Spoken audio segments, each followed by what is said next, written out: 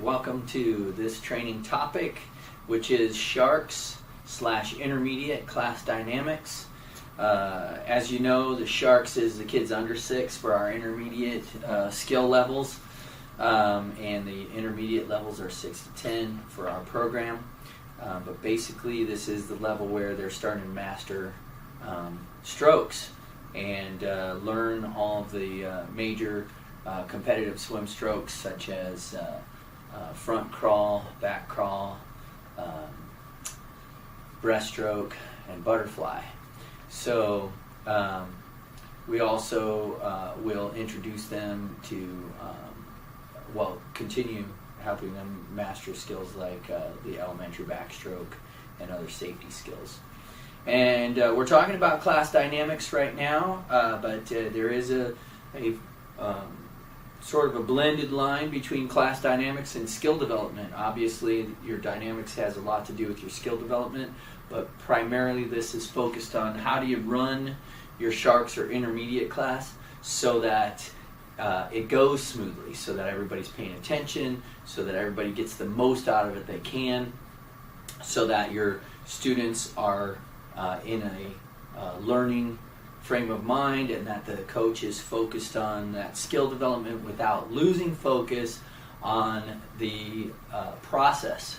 At Tricks, we're really big on process. We want not only the students to acquire the skills, but we want them to acquire them in a particular way that helps them own that progress, that acquisition, so that it's not something you're dragging them through. And oftentimes in sports, and particularly in swimming, especially in the early stages, a lot of instructors just drag the kids through the skills, and that's not our style.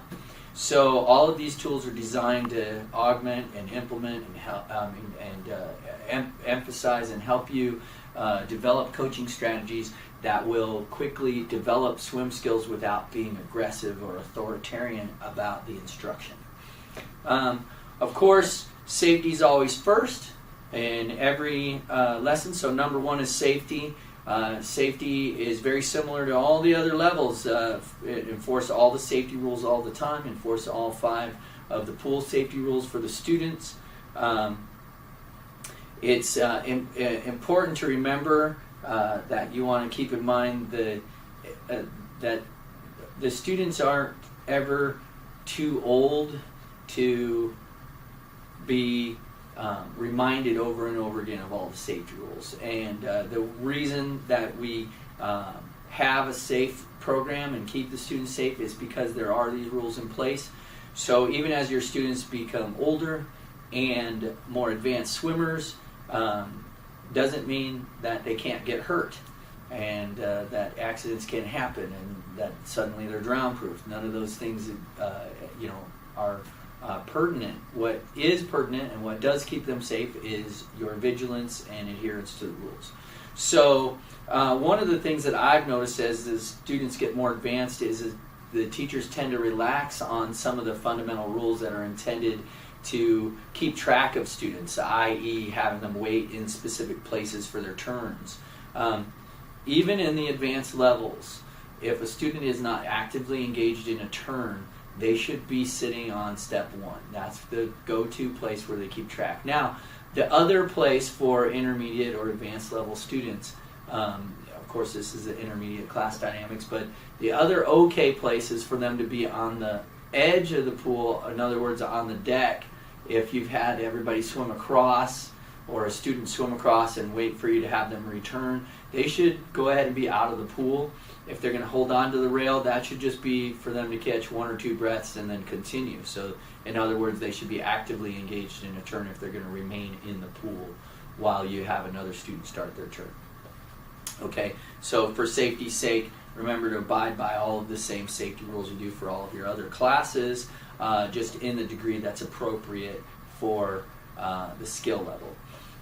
In other words, we'll talk about like your distance from the step. Safety is first. So for your beginning level classes, I spoke about you being not more than 5 feet from the step as a general rule. For the dolphins levels, in other words, a basic swim, you're going to be no more than 10 feet.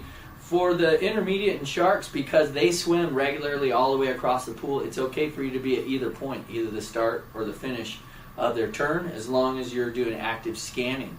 Please remember that even though they're intermediate level swimmers, even though they could easily make it across the pool or should easily make it across the pool, things come up. Sometimes it surprises them to lose their goggles, or they catch a bit of water droplet when they're going to do their breath, and it makes them choke. Those are things you have to be aware of, and look for the body language of your student that indicates that their swimming's not going smoothly and they may need assistance. Keep safety first. The 3 fundamental safety rules for teaching. Keep your eyes on your class, stay within the skill level of your class, and always accept responsibility for safety. Those are important aspects of teaching, and making sure that you're aware of those things for yourself as a teacher all the way through. So keep safety first always. Okay, pace. It's important to keep the proper pace for a class, both to keep your students' attention and to get the necessary amount of repetition in for your skills. One of the biggest focuses for pace, one of the most important mindsets to help you keep the right pace for your class is to remember that every moment is a teaching moment. If you do any part of class as a routine or a way of passing time, then you're forgetting the amount of value that parents and students, your customers, are placing upon that lesson. If there's any part of the lesson that seems to you to be superfluous, then you're forgetting that it isn't to our customers. They want something out of each moment in the lesson. They don't want any part of the lesson to be a waste. So if you can primarily keep in mind that every moment's a teaching moment, then you can more properly focus the pace of your class. Now, I'm not saying that your entire class is to be go, go, go, push, push, push, push, push, push. There's a benefit to allowing your students that recuperation time, and especially the fewer students you have in class, the more you're going to have to allow for recuperation. But while they're recuperating, they could be practicing floats. Floats is a great recuperation term. You could be demonstrating a skill. You could be going over the finer details of a skill. You could be helping explain how you're setting up the next challenge for a skill. Those are all things that you can do that still take advantage of the teaching opportunity without having to drive the student to the point of exhaustion where they're ready to quit before the class time is over. Just like every other class, your intermediate and shark level students want to get a minimum of 16 turns per student, and if you can appropriately pace your class, you can get at least 16 turns in per student. In order to keep the pace in the class that's required for your students to be getting the minimum number of turns, not just the minimum number of turns, honestly, I want you to shoot for more than the minimum number of turns, because basically the skills you're trying to develop require strength, flexibility, coordination, and they require good technique also. So your coaching should be focused on the technique. But other than that, you need to make sure that what you're having the students do is be active, where they're building strength, coordination, and endurance. And in order to do that, they need to be swimming and taking a lot of turns, and especially at the sharks and intermediate level, the skills they're doing are not only about technique but also endurance in general, because you can't really be an intermediate level swimmer if you can only swim a short distance with a good technique. But the longer distance is a part of what's implied by being an intermediate level swimmer on your way to becoming an advanced level swimmer, is that you have endurance. After all, when we think of a good swimmer, we think of a person who's going to be able to sustain swimming. And to get that sustained swimming, you need to keep the students building that endurance by keeping them active. In order to keep that activity in class, it's important to keep the rhythm, the tempo of the class going. So you want to keep your focus on the students who are cooperating. You keep control of the class by focusing on those students that are doing the right thing, and by working in those little reminders that are important, about taking turns, waiting on the step, listening to the teacher, all of those things that help the class continue to stay focused on the skill building. So if you have more than half of your class, or at least half of your class going with you through the skills, then continue on with the instruction and turns. Another important thing to remember with your intermediate and sharks level class is that you can have more than one student going at a time, and that not every student has the same endurance level. You may have a student who just got into class that's going to need to swim just from one side of the pool to the other, and then take a short break to catch their breath, and then swim back. They're still actively engaged in their turn at that point. They're just catching their breath before they return. Remember to keep your eyes on both sides of the pool as you're in there, so that you can allow this natural recovery time for your students. But just because one student's out catching their breath doesn't mean that you're prohibited from having the next student start their turn, or even that they always have to go in the same sequence. You can reset that order at any time during class. But what I tend to do with the shark intermediate level, especially if you have a group of 4 students, in order to get all the turns and to continue to include those students that maybe need a little more time to go across the pool and back, you need to let everyone get comfortable with the idea that the order of turns is going to change over the course of a couple of turns, and that they're just going to learn to trust that it's okay. So in other words, if student A goes across the pool and then has to catch their breath, you can send student B across the pool and back while student A is still catching their breath. As long as you don't have one swimming on top of the other or right on the heels of another on the return time. And those you really have to keep an eye on to manage individually. But if they're swimming the right direction in the right lane, you split the lane. They go forward on one side of the lane and return on the other side of the lane. And then they know that they can catch their breath at either end of the pool. Okay? And so as long as you get everybody then caught up, it doesn't necessarily mean that you all get the same number of turns. They all get the same amount of time swimming in the pool. Okay? So you're sending person A out and back. Person A still catching their breath. Person B goes out and back. Person C goes out. Person A returns back. Person C returns back. Person B then goes. Then person A goes. Then person C. You see the order sort of starts getting out of range. It's not A, B, C, D all the time. It can start to change and morph so that it's not the same students always taking turns sequentially. But then after a period of activity, then it's a good idea to have everybody come back to the step, regroup, while you do some explanation, some demonstration, using either yourself or your students to get some new instruction for their next set of turns. And so there's a sort of rhythm that develops, and it's a moment of explanation and demonstration, and then a period of activity where you're doing turns, and then explanation and setting a goal or a target, and then turns, so that you don't have to spend each turn. Take a turn. Now let's analyze your turn. Your kicks were this, your strokes were that. That takes so much time and gives TMI, too much information to your student per turn. Really, you're going to do the focus of the turn. I want to see everybody do your fastest, best kicks as you go. Student A, go. Hey, those are fast kicks. Student B, go. Hey, those weren't as fast as you can. I want to see faster your next turn. Person C, go. Wow, those are fast kicks. Person D, go. Those are fast kicks. Person A, go. Hey, those are fast kicks. Person B, go. Wow, that was faster than your last turn. Person C, go. And keeping track in your own mind like that of that one goal is going to help your students focus on a particular part of a skill Okay, so now they're trying to go their fastest. Then you're like, okay, everybody come back to the step. Let's talk about these kicks again here. If you want to go fast, they can't be these big giant kicks up in the air, you know.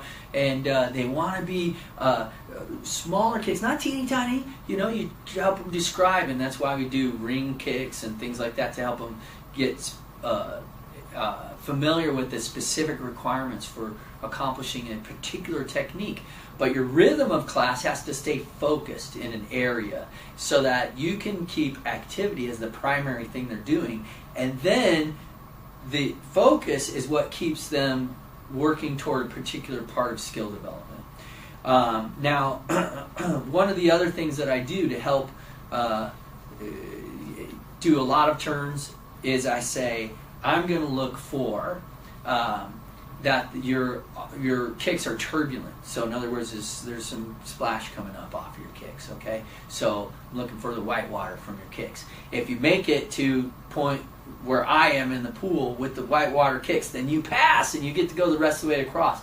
That kind of instant feedback to your students really goes a long way toward helping reinforce the positive parts of the skill, because if they don't pass, go back, shortcut back to the start, then this turn itself is what educates them on their performance. It doesn't have to come from something external. It's not separated from their experience as now I'm going to tell you how you did on that skill, because the student then is going to do a skill and then how'd I do? Do a skill, how'd I do? And there's no feeling of accomplishment when you say you did great, and they're like, oh, I did great. So they can feel recognized by the instructor, but the real sense of I did it comes from feeling like you did it. Like when you shoot a basketball and it goes into the basketball hoop, there's a feeling you get from that. It's not the same as shooting a basketball and then saying, how'd I do? And then the teacher says, well, it kind of bounced down the corner of the board and went around the rim and stuff, and you're like, well, is that good? Right?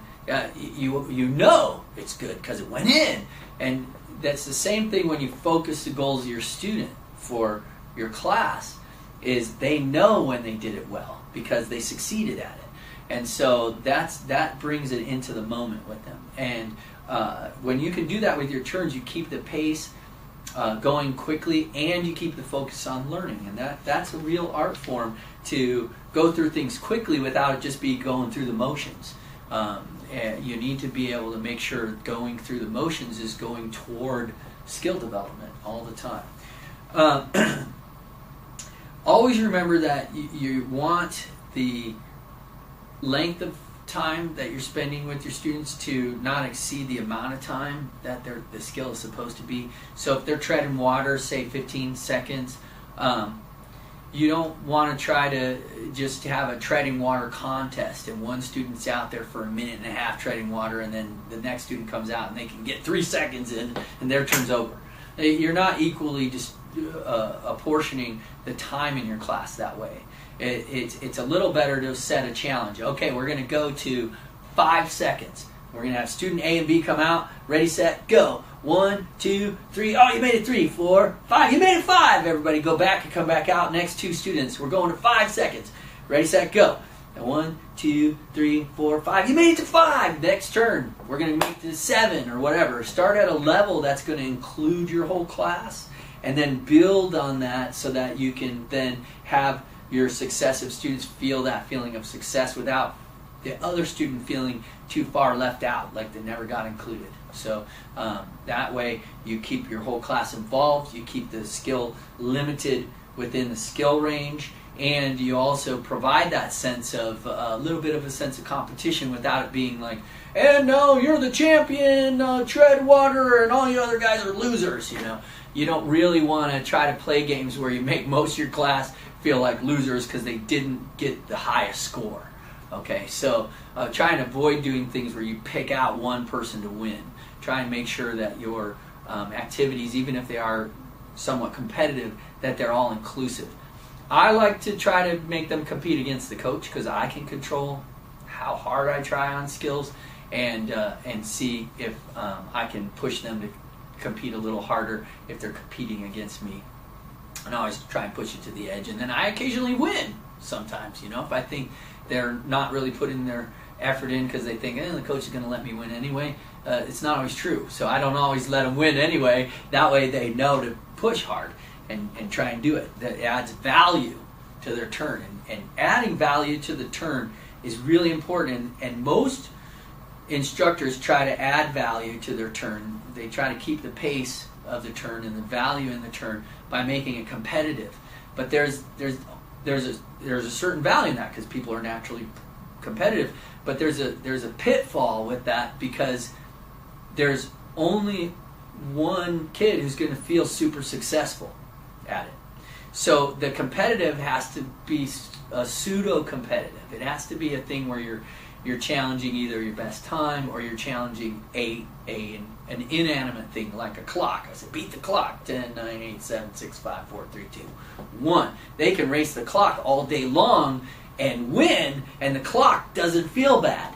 Okay, and then they feel like winners. If they're always winning, maybe they're going to also not try their hardest. So sometimes the clock beats them, but at least they're not mad at another student in class for beating them. So that's an important thing to think about while you're developing. How do I keep kids motivated and trying their hardest and take advantage of that competitiveness in people without it turning into the monster of feeling let down by defeat.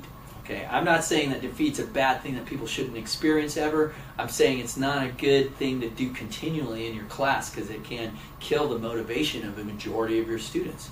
And instead, what you want to do is keep the motivation so they're all working toward the goal. Okay, an occasional competitiveness where you literally compete students. Hey, save that for the students who've signed up for that, right? These kids are taking swim lessons. They're not on a swim team, so. If they want to be on swim team and they feel competitive, they want to go where there's winners and losers and medals, they sign up for that, okay? And then they get that. When you sign up for a competition, I think that you should have winners and losers. That's the point. But when you're signing up for swim class, you don't need to have winners and losers. Everybody needs to learn how to swim. That's the whole point. Maintaining the pace of the class is super important to keep all your students involved and focused on skill building. And one last bit of information I want every coach to be remembering when they take their turns is that you want to make the amount of time in between turns minimal.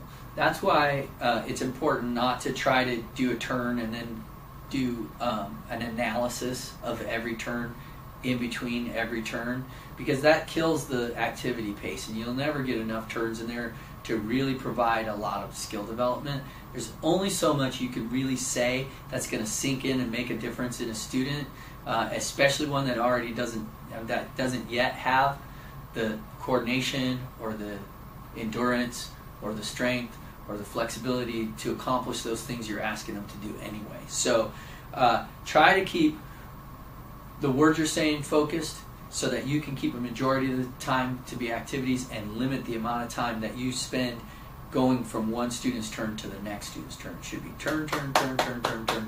Back them right up against each other as quickly as you can so that then when you need to explain or emphasize a particular part of a technique for the students, that you can do it with everybody's attention for the class and keep the pace rolling in an appropriate way. Number 3 is challenge.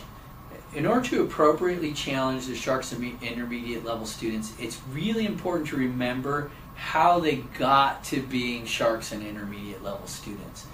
Most of the time, when you get students in the Sharks and intermediate level, you get too used to teaching the students that have been in your class a while, and so they've built some endurance, some strength, some flexibility. They've built some tolerance for failing at skills, and so you get a student who's newer in the class, and lots of times we spook them with trying to push too hard for that progress right away.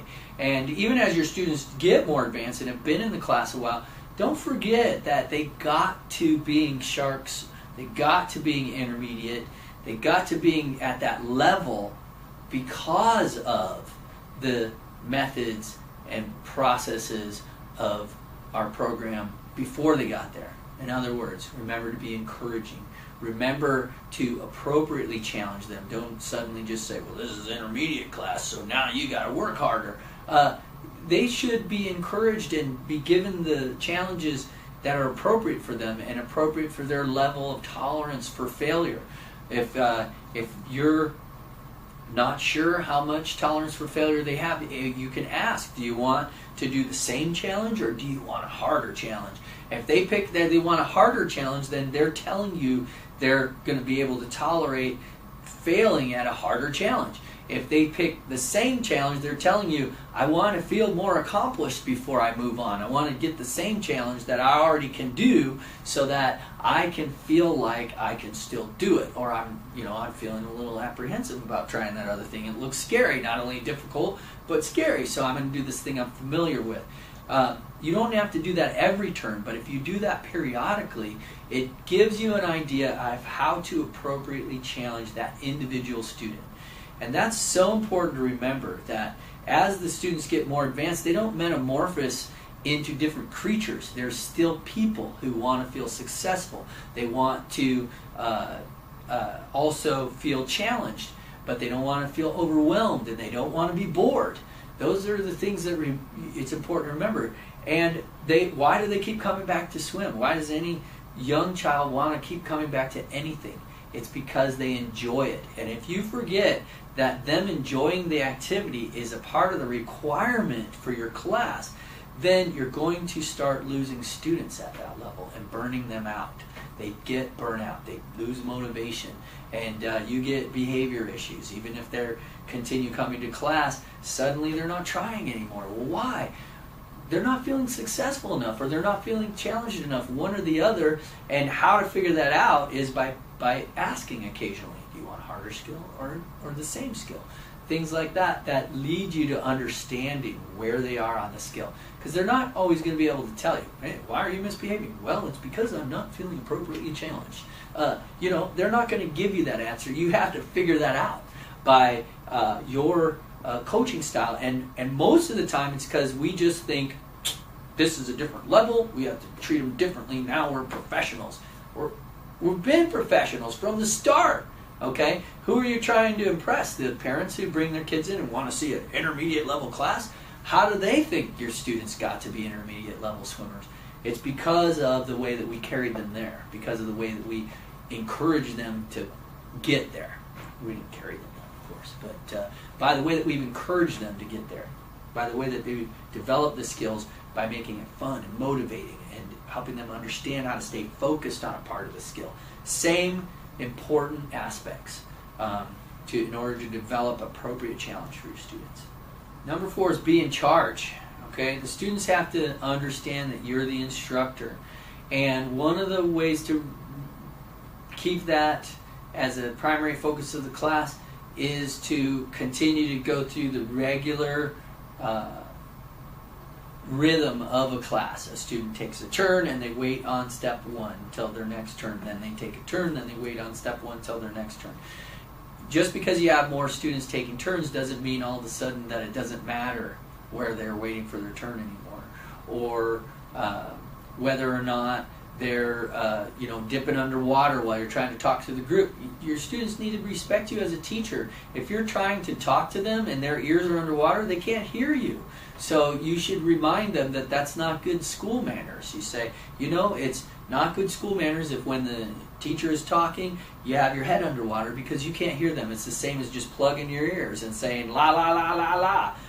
That's not polite. So we want you to do the polite thing and wait up on the step while the teacher's talking. You should be refocusing their direction on the class. Now, I'm not telling you to be condescending to your students, but I am telling you to be direct with them. There's a question that came up during a training where an instructor asked me, how, at my other job they told you to kind of sugarcoat everything so that you could be positive about everything. But positive has a lot of different connotations, right? One of the most important things is, I think of positive as being clear, right? Are you positive about that? And being clear with your students is one of the best ways to be able to continue to be positive as a teacher, because they know what your expectations are and they know what the rules are, and then they're more clearly able to stay within those boundaries. If you're continue to let the boundaries become ambiguous, in other words, unclear about what is okay and what's not okay, then you're going to lead to more situations where you're frustrated. And if you're frustrated with your students, your behavior isn't usually something that's fun or nice or positive. And so if you can be clear about the boundaries, the students can find those and be in those boundaries, and then you can be positive and fun and exciting. And the students will understand that they can engage in that and how to engage in it appropriately. And so you tell them what's okay and what's not okay. What is appropriate for class and what's not appropriate for class. Okay, it's appropriate to go ahead and give your teacher a high five or a hug after class. It's not appropriate to hang on my neck and jump on me in the middle of class. Okay, that's just not appropriate. No matter how old or young your students are, they shouldn't be hanging all over you during class. That's not an appropriate class dynamic, right? And it degrades the expectation of your students to have a learning attitude. Okay, so we want to keep those boundaries clear for your students, and in order for that to be true, I want to make them clear for all of the instructors that it is a class, there is instruction. Yes, you're friendly, and yes, you want your students to know you care about them, but you don't want to cross over. You're not their uncle or their aunt or their best friend. You're their teacher, and so there has to be that clear distinction between your behavior and the behavior of what a more familiar family member might have with that student. Okay, like a hug for your students, okay. A 2-minute cuddle with your student is probably not appropriate. Okay, and I'm not saying that there's any inappropriate intention. It's just the behavior itself is just not appropriate. It's not a teacher-student type of relationship. That's more of a nanny child or a grandma child or an uncle child, relationship. Okay, so we're not like anti warm fuzzies and no hugs or nothing. I know there are some schools that have rules like that, like no hugging your students. You high five them and that's it. Well, we're realistic. People are people, and hugs are what some kids want from people they admire and respect. Yes, that's fine, okay? And I'm not going to tell kids hitting someone on the hand is a better way to show affection than giving them a hug. We're going to be realistic about that. But it's important to still remember that in order to be in charge and to be their teacher, you need to keep the behavior managed in a way that is appropriate for a classroom type setting. So it's important for you to think of it that way, and that's a good way to communicate it to your students. That's not appropriate school manners, or that is appropriate school manners, or hooray, you're using your school manners and sitting on step 1 and listening to the teacher is a very positive way to communicate that, okay, where you do that. Using the names of your students is an important way to maintain order in your class. Remember that positive reinforcement is a super way to keep everybody involved.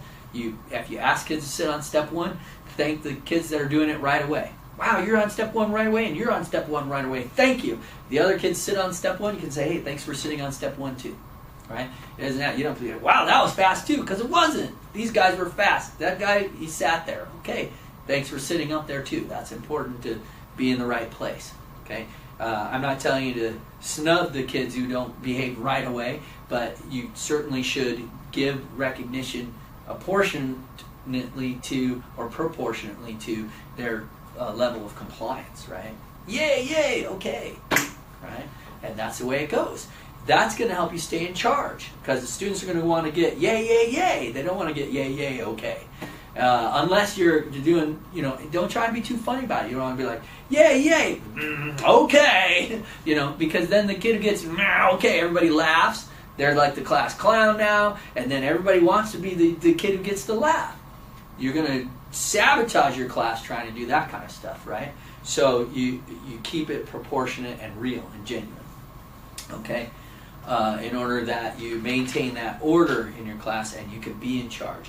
Remember, always have a plan. We provide lesson plans. Stick to the plan. Don't sit there in class reading the plan. You know, you're not seeing my face. How interesting is that? Okay, your students aren't seeing your face when your face is stuck to a lesson plan.